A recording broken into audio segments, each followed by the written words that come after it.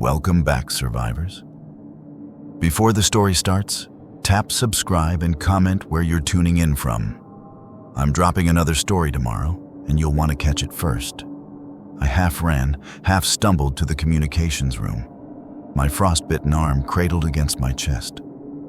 Every step sent jolts of pain through the blackened tissue.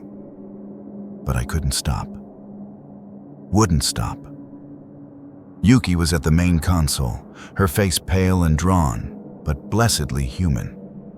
No crystalline eyes, no layered voice. She looked up as I entered, and her expression crumpled with relief. "Maya, thank God," I thought. She stopped, staring at my arm. "Jesus, you need medical attention." Later, I moved to the console, scanning the emergency feed scrolling across multiple screens. "Show me the other stations." Yuki pulled up the satellite relay network.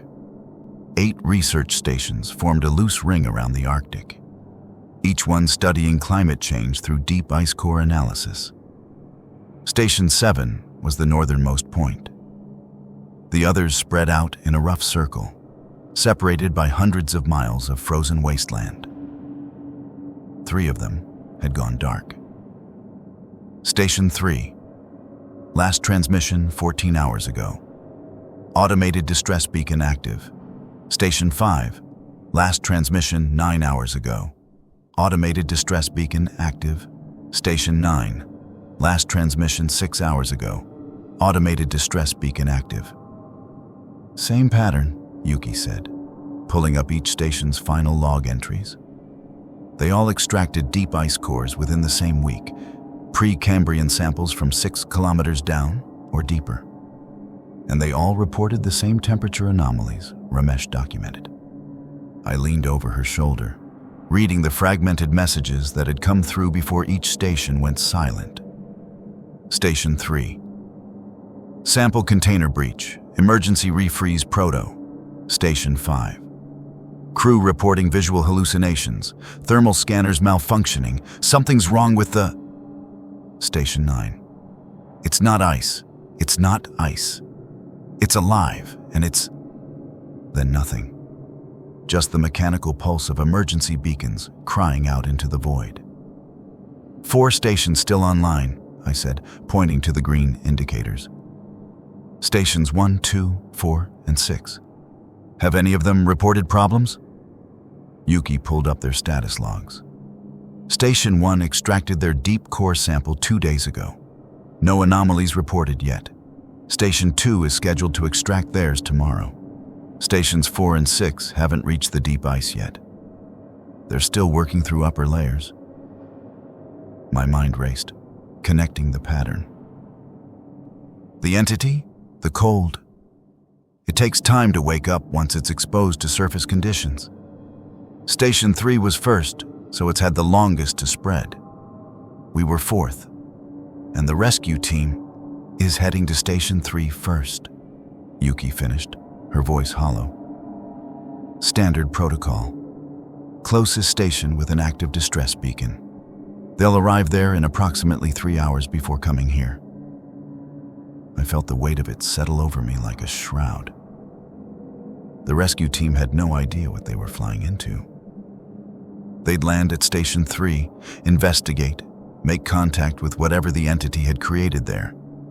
And then they'd become carriers, spreading the cold to every station they visited, every base they returned to. "We have to warn them," I said. "I've been trying." Yuki gestured at the communications array with frustration. "The solar storm is still interfering.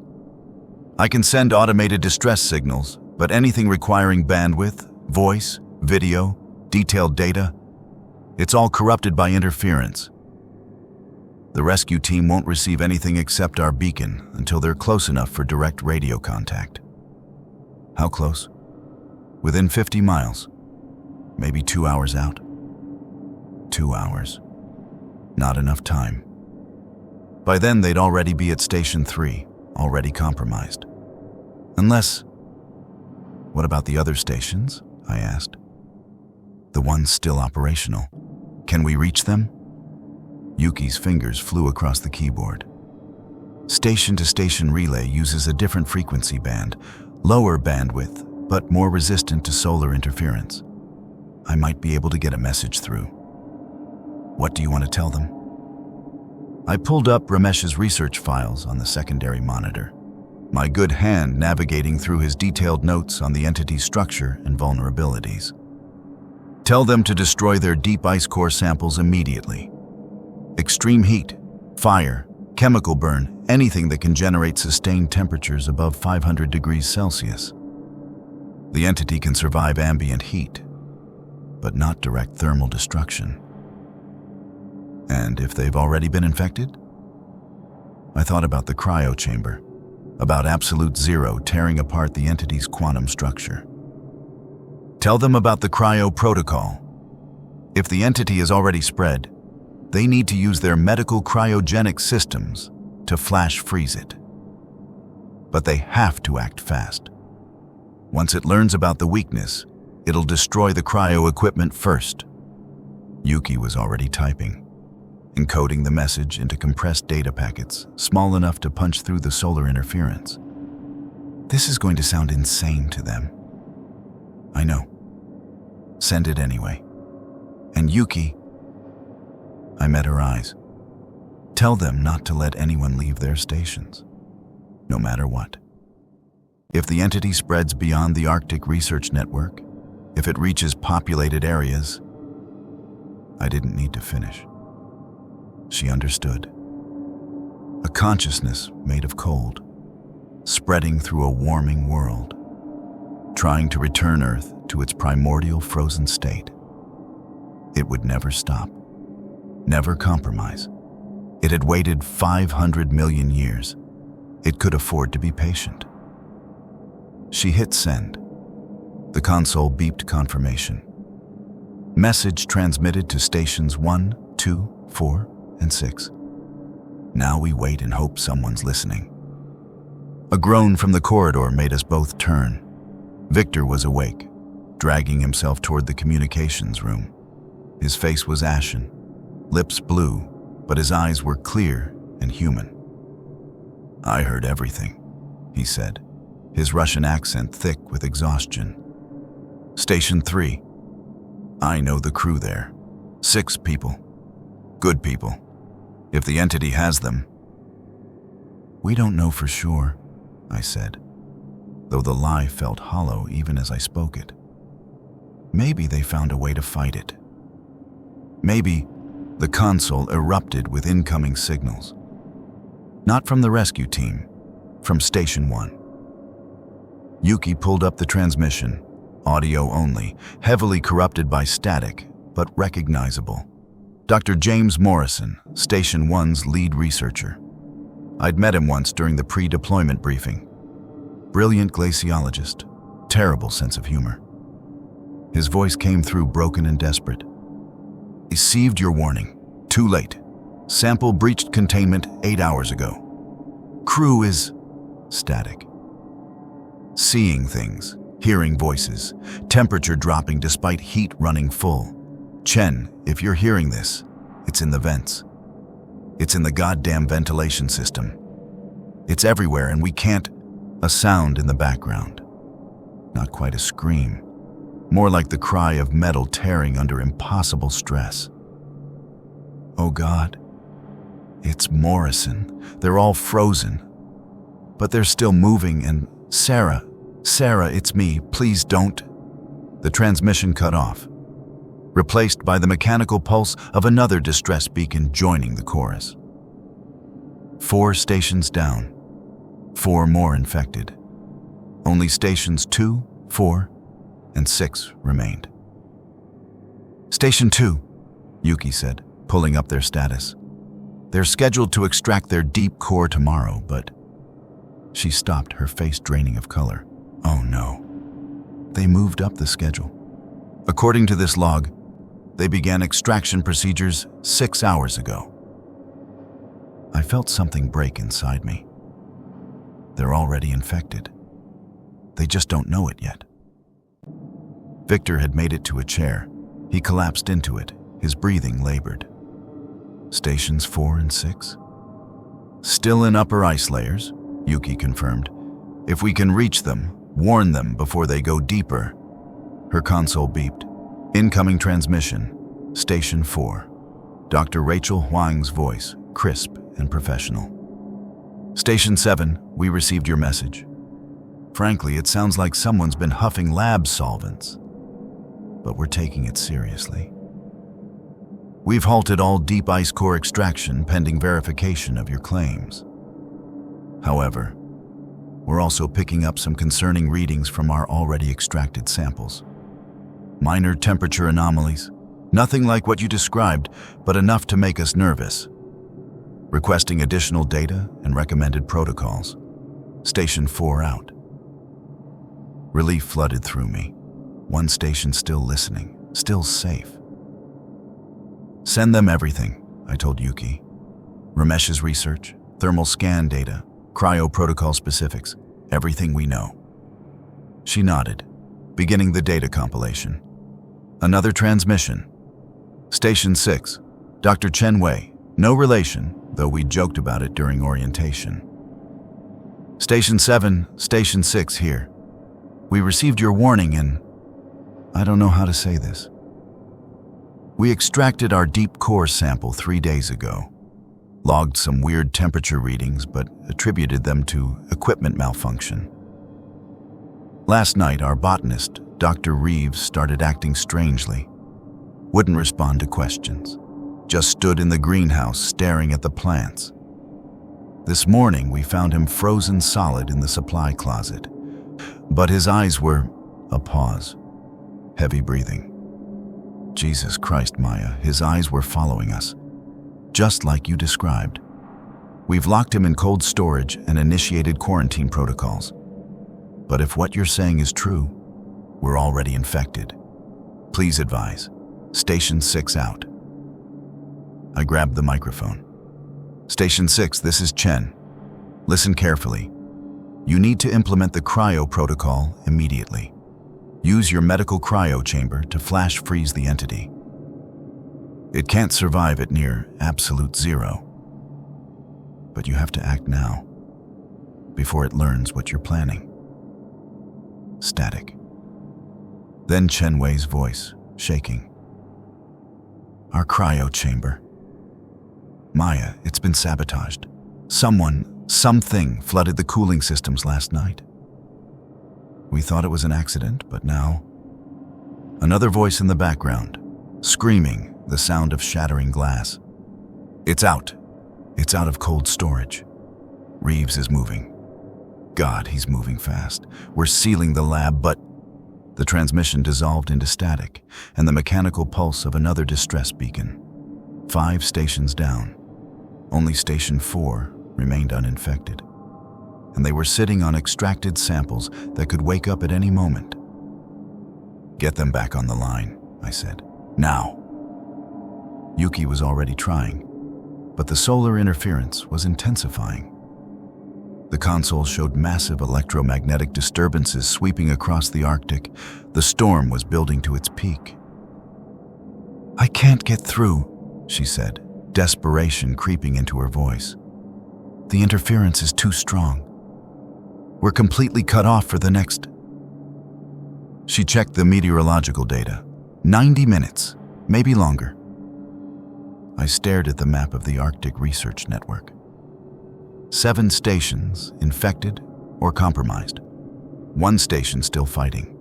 And somewhere above us, a rescue team flying straight into a trap, completely unaware that they were about to become the vector that would spread an ancient cold across the entire world. My radio crackled. Not from another station. From inside Station 7. Marcus Webb's voice, weak but alive. Maya, I'm in the medical bay with the others. We're all awake, hurting like hell, but alive. What's our status? I looked at Yuki, at Victor slumped in his chair, at the map showing the spreading infection across the Arctic network. Our status, I said slowly. is that we're the last hope of stopping this thing from reaching civilization. And we have less than 2 hours to figure out how. I limped back to the medical bay, each step a reminder of the frostbite eating through my arm. The crew was scattered across the floor. 5 people who'd been frozen, preserved, trapped in their own bodies while an ancient consciousness wore them like puppets. Sarah Park sat against the wall, arms wrapped around her knees, rocking slightly. Marcus Webb had made it to a gurney and lay there staring at the ceiling. Ramesh was on his hands and knees, vomiting into a waste bin, his body's violent rejection of what had been done to it. They were alive. Traumatized, damaged, but alive. "Listen up," I said, my voice cutting through their individual suffering. "I need everyone functional in the next 10 minutes. I know you're hurting. I know what you've been through. But it's not over." Sarah looked up, her eyes, her real eyes, brown and terrified and completely human, locked onto mine. What happened to us? I remember. Ice. I remember being unable to move, but still aware. Still conscious. I was screaming, but nothing came out. "You were infected by something from the ice cores," I said. "An entity, a consciousness made of cold. It preserved you, used you, but it's dead now. We killed it." "How?" Victor's voice came from the doorway. He'd followed me from the communications room, leaning heavily against the frame. "Absolute zero. The cryo chamber. The entity could survive heat up to a point, but not the complete absence of thermal energy." I pulled up Ramesh's research on a wall monitor. "It's a quantum structure. At absolute zero, quantum states collapse. The entity literally ceased to exist." Ramesh wiped his mouth, his hands shaking. "Then it's over? We're safe?" "No." I pulled up the Arctic Research Network map. 7 other stations, all infected, and a rescue team arriving at the first compromised station in, I checked my watch, 1 hour and 43 minutes. If they make contact with the infected stations, they become carriers. They spread it to every base they visit. Eventually, it reaches populated areas. The weight of it settled over the room. Marcus sat up slowly. "So, what do we do?" I'd been thinking about this since Yuki showed me the network status. There was only one answer. Only one way to be absolutely certain the entity didn't spread beyond the Arctic. "We destroy the stations," I said. Silence. Then Sarah spoke, her voice barely above a whisper. "You mean kill everyone? Even the ones who might still be alive? Still fighting?" "The entity preserves its hosts," I said. "Keeps them conscious. If we act fast enough, thermal destruction might free them the same way cryo-destruction freed you. But if we do nothing, if we let this spread, we doom the world," Victor finished. "Maya's right. This is triage. Save the many by sacrificing the few." "How?" Yuki had entered behind Victor. "The stations are spread across hundreds of miles. We have no weapons, no way to reach them. And even if we could, what? We burn them down one by one while the rescue team flies overhead?" I pulled up Station 7's infrastructure schematics. Every Arctic research station is built on the same geothermal power model. We tap into underground thermal vents for heat and energy. The systems are designed with safety limiters to prevent overload. But those limiters can be overridden. Understanding dawned on Ramesh's face. "You want to overload the geothermal systems, turn each station into a pressure cooker." "Exactly. Superheated steam at 500 plus degrees Celsius flooding through every corridor, every room, every ventilation shaft. Hot enough to destroy the entity. Hot enough to..." I stopped. Couldn't finish. Hot enough to kill anyone still inside, Sarah said. Even us. I met her eyes. We evacuate first. There's an emergency shelter 2 miles from here. Reinforced, thermally insulated, stocked for long-term survival. We initiate the overload on a timer, get to the shelter, and wait it out. But the other stations won't have that option, Marcus said, because someone has to trigger their overloads remotely. And that means accessing their systems through the network. I nodded. Station-to-station relay.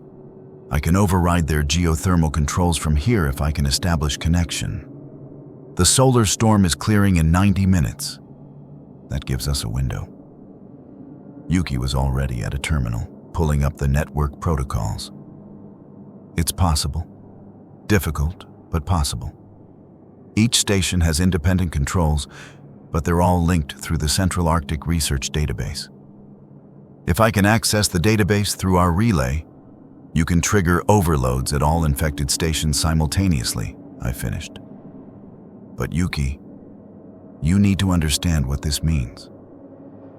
Station 3 has 6 people. Station 5 has 7. Station 1, 8 people. Station 9, 6. Station 2, 7. Station 6, 5. 39 people, Victor said quietly. 39 lives. Who are already compromised, I said. Already infected. The entity is learning, adapting. It's sabotaged Station 6's cryo chamber. It's in the ventilation systems. It's spreading faster than we can contain. If we don't act... A new sound cut through the discussion. The rescue team's frequency, crackling to life on the emergency channel. Arctic Research Network, this is Rescue Bird 1. We're 40 minutes out from Station 3. Multiple distress beacons detected. Requesting status updates from all active stations. Repeat, requesting immediate status updates. Over. We all froze. 40 minutes. Less time than I'd thought. I grabbed the radio. Rescue Bird 1, this is Dr. Maya Chen, Station 7. Do not approach Station 3. I repeat, do not approach any station broadcasting distress beacons. You are flying into a contamination zone. Over. Static. Then, Station 7, confirm your last transmission. Did you say contamination? What's the nature of the hazard? Over. Biological hazard of unknown origin. Stations 1, 2, 3, 5, 6, and 9 are compromised. Any personnel who enter those facilities will be infected. Rescue Bird 1, you need to turn back. Over. A different voice now, deeper, authoritative. The mission commander. Station 7, this is Commander Phillips. We're reading 6 active distress beacons. Standard protocol requires us to investigate. Unless you can provide specific evidence of biological contamination, we're proceeding to Station 3. Over. I looked at Yuki. She shook her head. The data files were too large to transmit over the limited bandwidth. Commander Phillips, I don't have evidence I can transmit, but I'm asking you to trust me. If you enter those stations, you will become carriers of something that will spread globally. You have to turn back. Over. Silence. Long enough that I thought we'd lost the connection. Then, Station 7.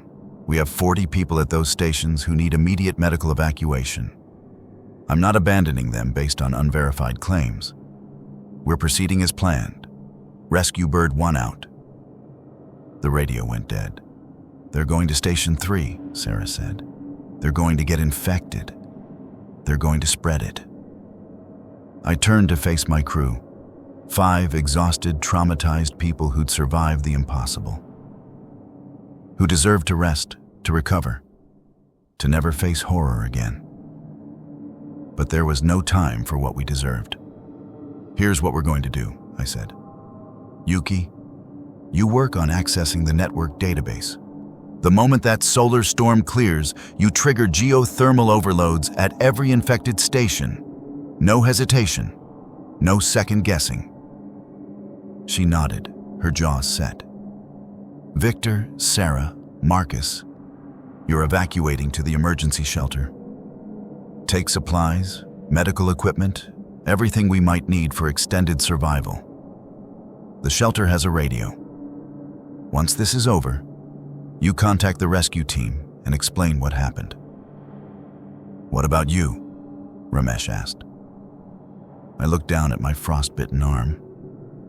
The blackened tissue had spread past my elbow.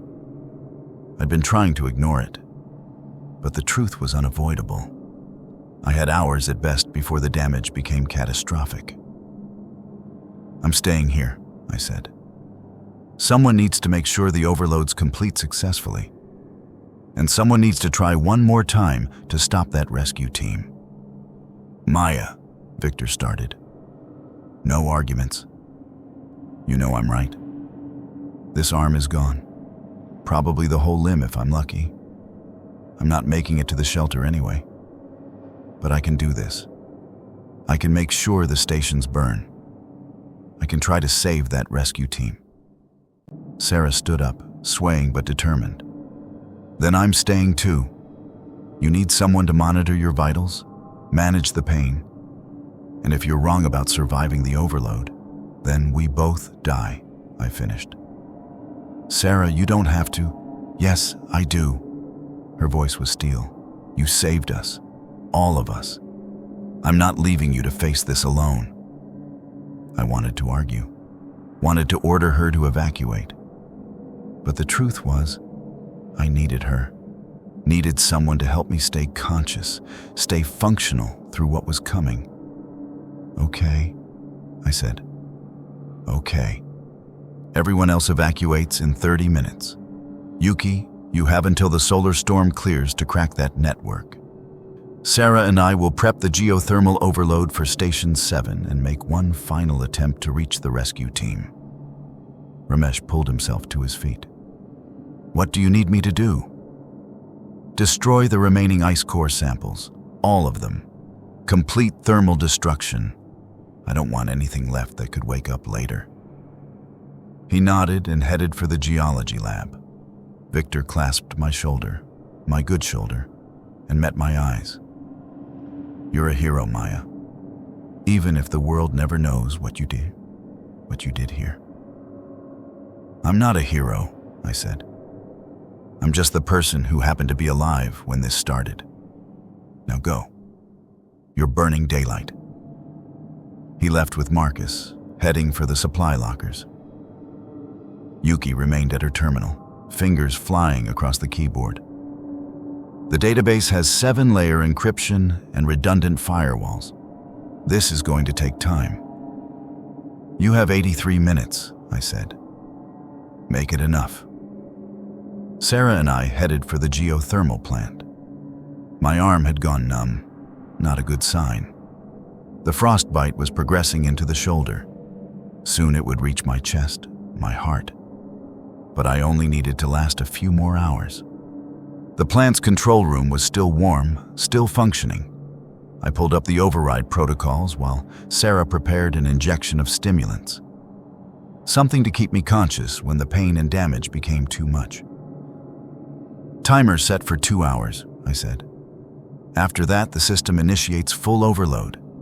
Superheated steam floods the entire station. Nothing survives. Sarah injected the stimulants into my good arm. And we'll be here when it happens. Unless we can reach the rescue team. Unless we can stop this from spreading. I pulled up the radio controls.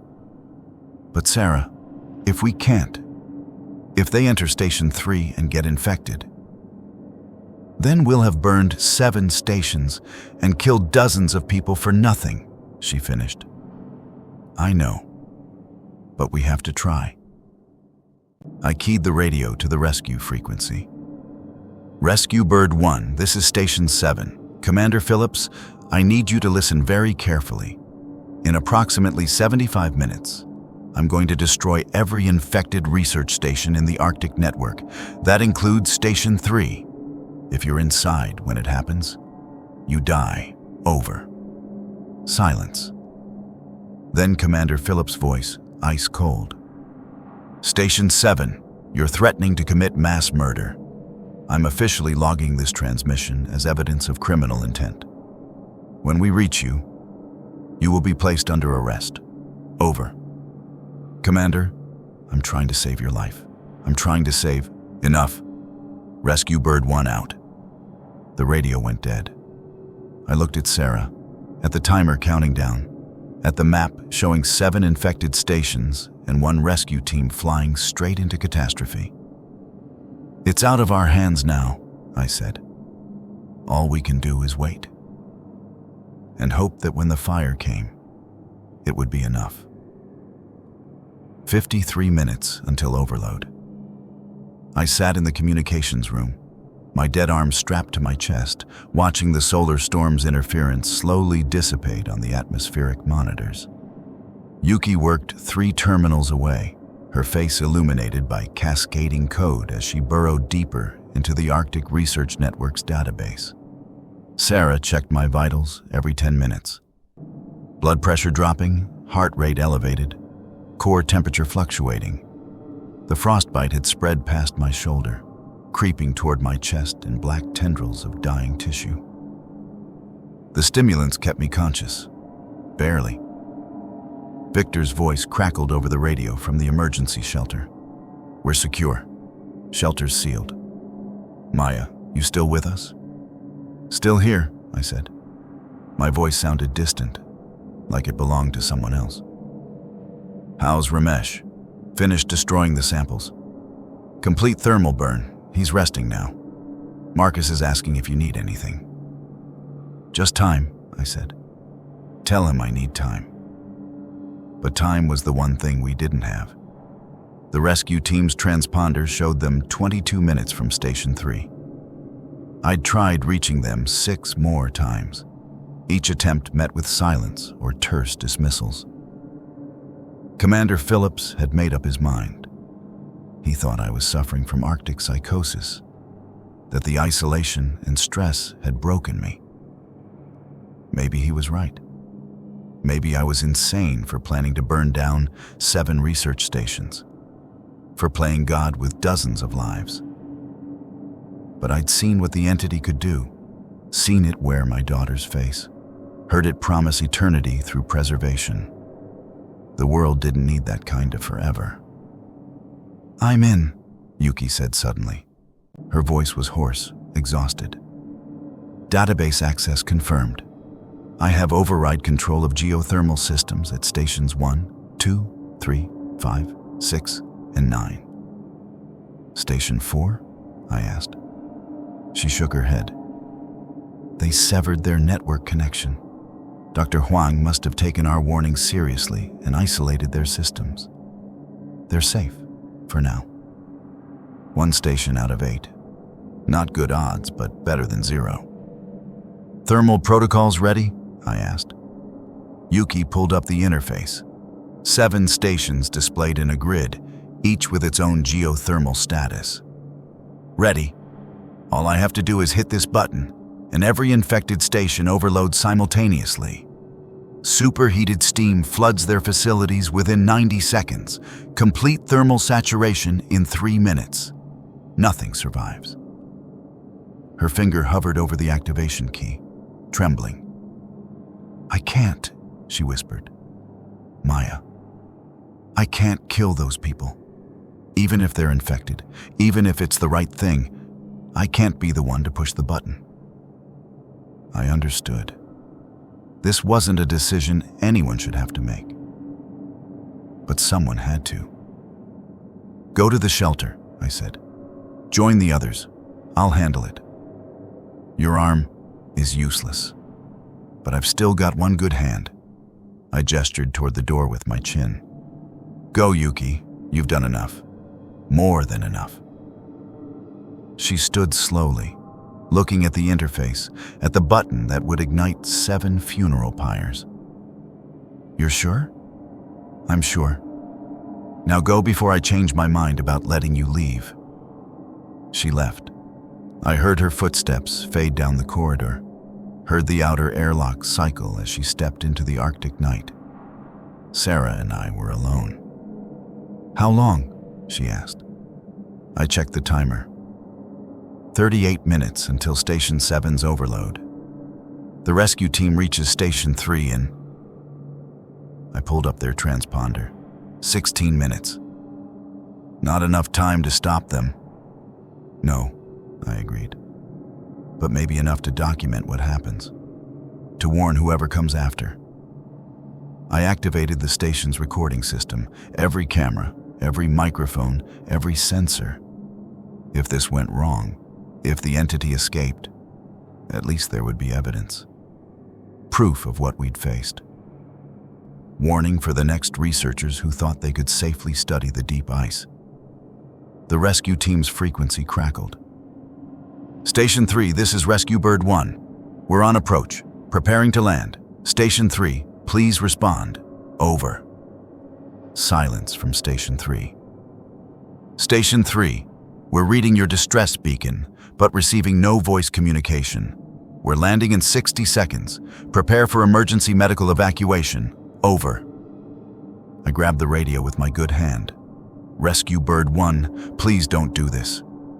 You have no idea what you're flying into. Over." Commander Phillips' voice came back clipped and angry. "Station 7, cease your transmissions. You're interfering with rescue operations. This is your final warning. Over." "Commander, I'm begging you. Give me 5 minutes. Let me show you what we found. Let me..." The transmission cut off. They'd blocked our frequency. I watched their transponder descend. Watched it touch down at Station 3's landing pad. Watched it go stationary. "They're on the ground," Sarah said. Her voice was hollow. We waited. 3 minutes. 5. 7. Then the rescue frequency exploded with sound. Screaming, not human screaming. The sound of metal tearing, of temperature dropping so fast it shattered composite materials. And underneath it all, a voice.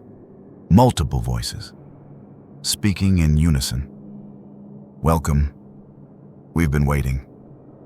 You brought warmth with you. We'll preserve that. We'll preserve everything." Commander Phillips's voice panicked. "What the? Everyone back to the bird. Now, move, move, move." The sound of boots on metal, heavy breathing, then a wet, ripping sound, like flesh freezing and cracking simultaneously. "Rodriguez is down. He's... Oh God. His skin..." More screaming, the howl of wind, the shriek of the helicopter's engines spooling up. "They're everywhere. The whole crew, they're moving, but they're frozen." A new voice, calm, layered, wrong. "You can't leave. You're already infected. Feel it? The cold in your lungs? You breathed our air, touched our station. You're ours now." "Get us airborne," Phillips screaming. "Emergency ascent! Emergency!"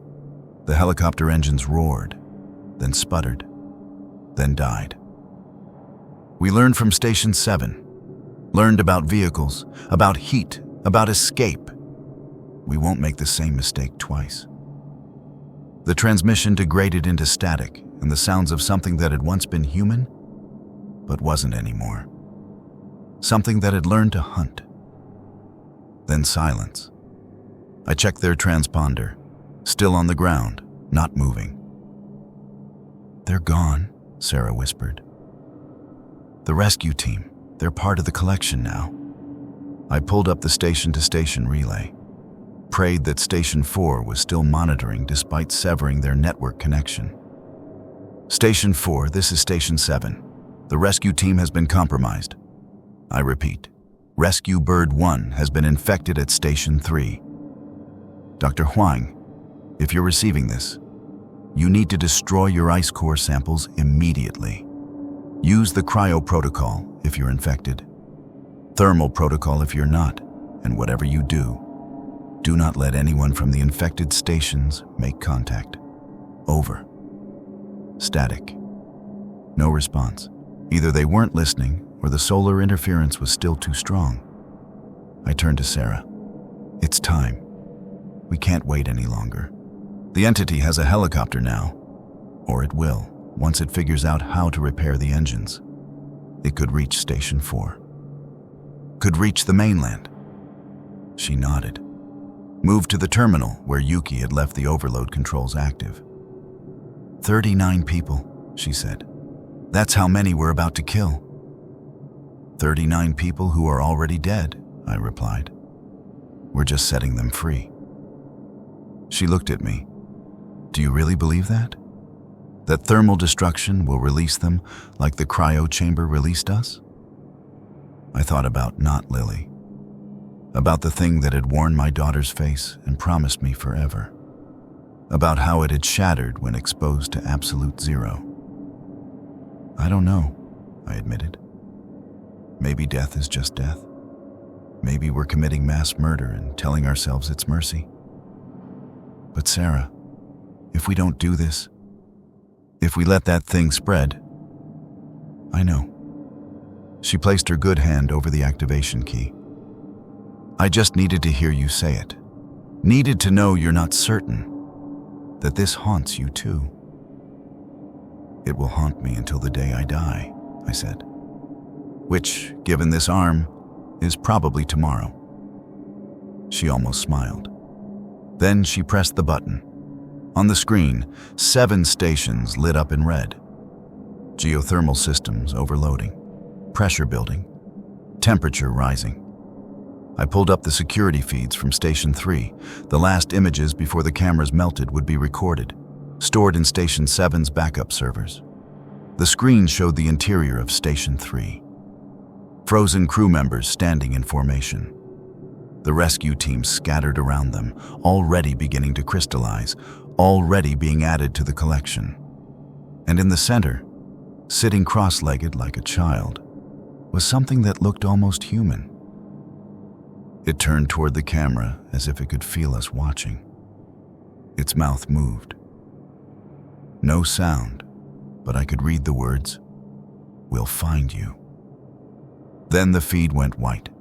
Superheated steam flooding the station. The frozen figures disappeared in the thermal blast. The entity screamed, not with voice but with temperature, a shriek of cold being violently destroyed. One by one, the other stations followed. Feeds going white. Temperature readings spiking past 500 degrees Celsius. The screams of dying cold echoing through the frequencies. It took 4 minutes. 4 minutes to burn away 500 million years of preserved consciousness. 4 minutes to commit what might have been the greatest act of genocide in human history. Or the greatest act of salvation. When it was over, 7 stations showed critical damage. Complete thermal saturation, no life signs, no movement, no entity. Sarah collapsed into a chair. I watched the screens, waiting for something to move, some sign that we'd failed. Nothing. The timer for Station 7's overload showed 18 minutes. "We should go," Sarah said. "Get to the shelter. We've earned that much." "You go," I said. "I need to stay. Need to make sure Station 7 burns properly. Need to document everything in case you're wrong and we just murdered dozens of innocent people for nothing." I met her eyes. "Yeah, that." She stood, moved toward me, and did something I didn't expect. She hugged me, carefully avoiding my dead arm, but firmly enough that I felt it. "You're a good person, Maya Chen," she said. "Whatever happens, whatever history decides about today, I want you to know that. You're a good person who made an impossible choice." Then she left. The airlock cycled. I was alone, 15 minutes. I pulled up the long-range communication array. The solar storm had cleared enough for a narrow-band transmission. It would reach the mainland Research Coordination Center in about 3 hours. I began recording. This is Dr. Maya Chen, Station 7. If you're hearing this, then the Arctic Research Network has been destroyed. 7 stations burned. Approximately 49 people dead. I gave the order. I pushed the button. And I'd do it again. I explained everything. The ice cores, the entity, the infection, the preservation, the choices we'd made. I don't know if we were right, I said. I don't know if those people could have been saved. But I know what I saw.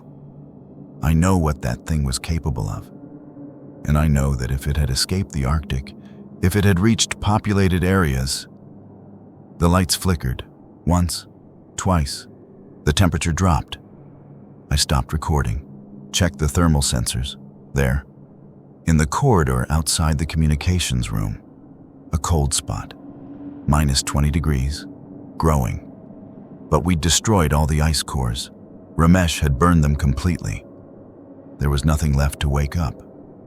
Unless the rescue team. We'd destroyed the stations, but the helicopter was still at Station 3, still full of infected people who'd breathed the entity's air, touched its frozen surfaces. And helicopters have fuel tanks. Fuel that could burn. Fuel that could carry heat. Fuel that, if ignited, would create a thermal blast hot enough to destroy the entity's presence in the vehicle. But the helicopter hadn't burned. We'd only destroyed the stations. The cold spot moved closer. The temperature dropped to minus 40, minus 50. I grabbed the radio. Sarah, Victor, anyone at the shelter, the helicopter at Station 3. We have to destroy it. The entity survived in the rescue team's vehicle. It's static. The cold had reached the communications equipment. Ice formed on the console, spreading across the screens. I looked at the timer. 9 minutes until Station 7's overload. Not enough time to reach the shelter. Not enough time to warn them. But enough time to make sure the entity didn't escape this station. I pulled up the geothermal controls and disabled the timer. Then I hit the manual override. Immediate activation. The station shuddered. Deep beneath me, pressure valves burst open. Superheated steam began flooding through the ventilation system. The cold spot in the corridor retreated, fast. The entity had learned what that sound meant, but there was nowhere to run. Nowhere in Station 7 that the steam wouldn't reach. I felt the temperature rising, 70 degrees, 80, 90. The entity appeared in the doorway, not wearing a human face this time, just cold given form, a shimmer of crystalline air that bent light and made my breath freeze despite the rising heat. "You can't kill us all," it said with the voice of everyone it had ever preserved. "We're in the helicopter. We're in the samples you didn't find. We're in the ice that goes down forever. You can burn 1 station, 7 stations, but we're patient. We'll wait. We'll wake again, and next time, we'll be ready for the fire." "Maybe," I said. My skin was starting to blister from the heat. The steam was close now. "But you won't get me, and you won't get my crew, and that has to be enough."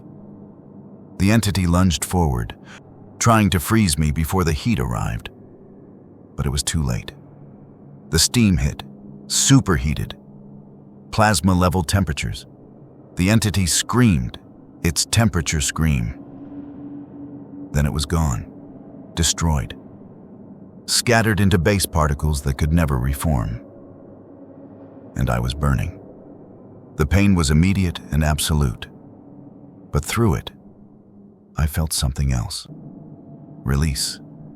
Completion. I'd made my choice. Right or wrong, I'd made it. The last thing I did was reach for the radio with my blistered hand and hit transmit on the recording I'd made. My final message would reach the mainland, would warn them about the helicopter, about the danger, about what we'd done here. Then the heat took me, and everything went white. 18 hours later, Viktor Petrov stood at the edge of Station 7's ruins, watching the smoke curl into the Arctic sky. The structure was gone, melted, collapsed, nothing left but twisted metal and pools of refrozen water. Maya Chen was in there, somewhere. The emergency shelter's radio had captured her final transmission before the geothermal overload. They'd heard everything. The entity's return, her decision to initiate immediate thermal destruction, the steam, the screaming, then silence. Now, with the sun finally breaking the horizon after 4 months of darkness, Viktor and the others had emerged to assess the damage. To search for survivors they knew they wouldn't find. "Here," Marcus called out from the wreckage's eastern edge. He was kneeling beside a twisted piece of the communications room. "I found her terminal. The backup drive is intact." Sarah moved quickly through the debris, her medical training making her careful despite the urgency. She retrieved the drive, a small black rectangle that had somehow survived the inferno. "Everything should be here," she said. "All of Ramesh's research, all of Maya's logs, the security footage, the recordings of what happened." Yuki plugged the drive into her portable terminal, hands shaking as she navigated through the files. "It's all here, including her final message, the one she transmitted to the mainland." "Play it," Viktor said. Maya's voice filled the Arctic silence. "This is Dr. Maya Chen, Station 7. If you're hearing this, then the Arctic Research Network has been destroyed. 7 stations burned. Approximately 49 people dead. I gave the order."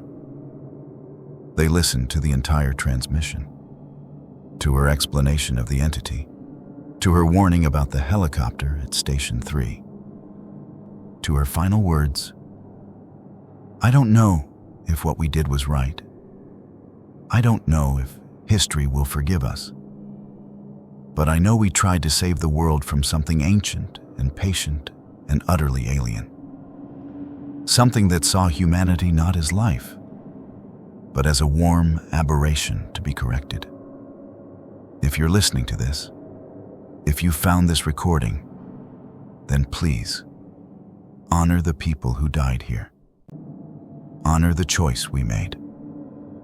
And whatever you do, don't go deeper into the ice. Some things are buried for a reason." Static. Then the sound of the steam. Then nothing. Yuki closed the file, tears streaming down her face. "She died alone, in agony, while we were safe in the shelter." "She died making sure we lived," Viktor corrected.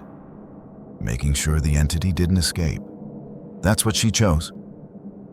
Sarah pulled up another file, the satellite imagery they'd requested from the mainland before the solar storm hit. "The helicopter at Station 3. Look." The image showed Station 3's landing pad. The helicopter was gone. Not destroyed. Gone.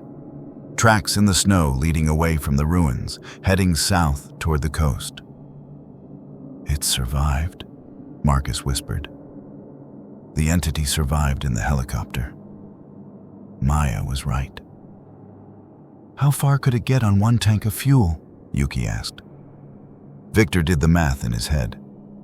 "Far enough to reach the coast. Maybe far enough to reach an isolated settlement. Somewhere with people, warmth, new hosts." The radio crackled. The Mainland Research Coordination Center had finally re-established contact. Director James Morrison's voice came through clear and urgent. "Station 7 survivors, this is Morrison. We received Dr. Chen's transmission. Emergency response teams are being mobilized. But we need to know, did the entity definitely survive? Can you confirm?" Viktor keyed the microphone. "Director, this is Dr. Petrov. We have satellite confirmation that the helicopter from Station 3 is no longer at the crash site. The entity is mobile and potentially heading toward populated areas. You need to establish a quarantine zone immediately. Understood. We're implementing Arctic-wide flight restrictions and initiating thermal protocols at all remaining research facilities. But Petrov, we need that research data. Everything Dr. Chen and Dr. Ramesh documented.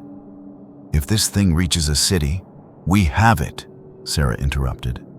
Complete documentation, thermal weaknesses, cryo protocols, everything we learned. We're transmitting now. Yuki was already uploading the files to the satellite relay. Director Morrison, you need to understand something. The entity doesn't spread like a virus. It spreads through proximity to extreme cold and through the ice cores themselves. Station 4 should still be secure. They isolated their systems and destroyed their samples based on Maya's warning. But any station that extracted deep ice cores from pre-Cambrian layers might be infected, Morrison finished. We're already implementing emergency extraction protocols. But I need to ask, the crew at the destroyed stations, are they definitely dead? Or could they have been preserved like you were? The question hung in the Arctic air. The same question that had haunted Maya. The same doubt that had made her finger hesitate over the activation button. We don't know, Victor admitted. Thermal destruction might have killed them. Or it might have released them from preservation. The cryo protocol worked for us because we were exposed to absolute zero. But sustained heat. He stopped, unable to finish. I understand, Morrison said quietly. For what it's worth, Dr. Chen's decision is being reviewed by a special committee. But preliminary analysis suggests she made the only viable choice given the information available. She's being posthumously recommended for the Arctic Research Medal of Valor. She deserves more than a medal, Sarah said. She deserves for people to know what she sacrificed, what we all sacrificed. The report will be made public once the situation is contained, Morrison promised. The world will know what happened at Station 7. Now, about that helicopter. An alarm screamed from Yuki's terminal. Director, I'm picking up a distress signal. Not from the Arctic, from... She pulled up the coordinates, her face going pale. From a fishing vessel. Norwegian registry.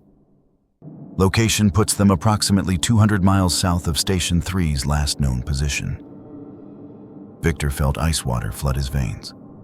Put them through. The radio crackled with a new voice, panicked, speaking Norwegian. But the terror was universal. Yuki translated. They're saying they picked up a survivor, found him in a life raft drifting near the ice shelf. He's not responding, won't speak, just stares. They brought him aboard and she stopped. Oh God. They're saying the temperature on the ship is dropping. The crew is seeing things, hearing voices. The survivor is... The transmission cut off, replaced by the mechanical pulse of an automated distress beacon. It reached the ocean, Marcus said. It's on a fishing vessel heading south, heading toward Norway, heading toward... 46 million people, Victor finished. The entity is heading toward 46 million people, and it's learning faster than we can stop it. Director Morrison's voice came back, tight with controlled panic. We're scrambling military response. Norwegian Coast Guard is being alerted. But Petrov, that research data, if conventional thermal protocols don't work on a ship at sea, the cryo protocol, Sarah said. They need to implement absolute zero containment, flood the ship with liquid nitrogen. It's the only way to be sure. At the cost of everyone on board? Yes, Sarah said. Her voice didn't waver. At the cost of everyone on board. Just like Maya did here. Just like we're going to keep doing until this thing is finally dead. Yuki pulled up a global map marking the fishing vessel's last known position and trajectory. If it reaches port before we can stop it. If even one infected person makes it into a city, she didn't need to finish. They all understood. The entity was patient. It had waited 500 million years in the ice. It could wait in a frozen host. Could spread slowly, deliberately, person by person, city by city, until the world it remembered, the cold, dark world before the sun returned. Victor looked at the ruins of Station 7, at the place where Maya Chen had made her final stand. Director Morrison, we're uploading all of our documentation to every research facility, every military base, every government that will listen. The entity can be stopped, but only with immediate action and complete thermal or cryo-destruction of infected sites. No hesitation. No hoping to save people who are already preserved. Maya taught us that. Understood. And Petrov, you and your team need to stay at the shelter. We can't risk evacuating you until we're certain you're not infected. How long? 72 hours minimum. Thermal and biological screening. If the entity survived in any of you, it would manifest by then. 3 more days in the Arctic. 3 more days of wondering if the cold they felt was just the environment or something else. Something ancient and patient, learning to hide inside warm bodies. But they'd survived worse. They'd survived Station 7. Sarah pulled up Maya's final recorded log, the one she'd made before the overload, when she knew she was going to die. Her voice filled the ruins one last time. To whoever finds this, to whoever carries on the fight, remember that we're not heroes. We're just people who were in the wrong place when something old woke up. But we made choices, hard choices. And if you're listening to this, if you're facing the same impossible decisions, then know this. Sometimes saving the world means burning it first. Sometimes mercy looks like murder. And sometimes the only way to preserve humanity is to let go of the people we love. I'm thinking about my daughter now, about Lily, about how I'd do anything to have her back. The entity knew that, used that, offered me eternity with her. And for a moment, for one terrible moment, I wanted to accept. But Lily is gone, and the thing wearing her face was not her. Just like the things wearing my crew's faces were not them. They were echoes, shadows, preserved memories animated by something that never understood what it means to be alive. So I chose fire. I chose to let them go. And if you're facing the same choice, I hope you have the strength to do what I couldn't do alone. I hope you remember that some things, some ancient, patient, alien things, should stay buried. This is Dr. Maya Chen, Station 7, signing off. Stay warm, survivors, and whatever you do, don't go deeper into the ice. The recording ended. The Arctic wind howled through the ruins, and somewhere far to the south, a fishing vessel broadcast its distress signal into the frozen air. Victor looked at his team, 4 people who'd survived the impossible, who carried the weight of what they'd witnessed, what they'd done. We stay here, he said. We document everything. We make sure Maya's sacrifice means something, and if the world needs us to burn again, to stop this thing from spreading, then we burn, Sarah finished, just like she taught us. They stood together in the ruins, watching the first true sunrise in 4 months paint the Arctic in shades of gold and red.